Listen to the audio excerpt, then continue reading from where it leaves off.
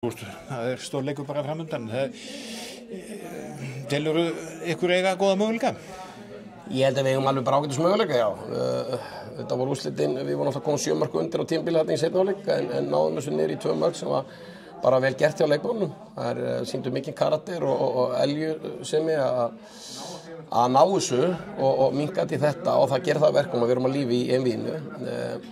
Til þess að vinna með meira en 2 mörkum þá þurfum við þetta bara algjör að topp framistöðu. Það alveg klárt og það á báðum endum vallarins. Og það væntanlega á við þá, það líka hinn andstæðingarna, þeir munu örugglega leggjast yfir sinn leik og þannig að þetta verður kannski ákveðin skák áfram.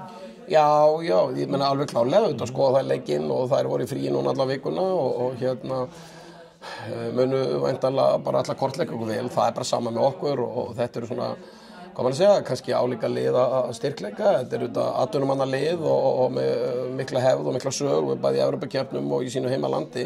Þannig að andstæðingurinn feikilega öflugur en við erum bara með mjög sterkt lið og náðum að hvíla bara vel núna í leiknum í gær í deildinni og ég bara vona á stelpunum bara mjög fitt og sprækum á sunnudaginn og þær munu selja sér dýrt og við ætlum að bara brjóta blaði í íslenskri handboltasögu og komast í úrslitaleik í fyrsta skipti í Evrópubikarnum með kvennalið og það bara markmið en til að svo verði þá þurfum við að fá alvöru framistöðu hjá liðinu og við þurfum að fá bara fullan liðarenda. Það alveg klárt mál og fólk það bara flikkja sér á völlum með fjölskyldur og börnin sín og leikmenn í öðrum liðum og annað að hjálpa stað við að gera eitthvað stórt. Já, að brjóta allir blaðið, þetta bara samheilt átak. Já, mér finnst þetta bara mjög stórt fyrir íslenskan handbolta og ekki síst kvennahandboltan og ég verði bara til í að sjá bara fólk samanast í þessu og fjölmenna og styðja bakið á stelpunum. Það var bæði náttúrulega fjárhagslega hefur þetta verið mjög dýrt, við erum búin að fara í gegnum einhverja 5 umferðir en að auki þá náttúrulega líka bara þannig að við erum komið þetta langt og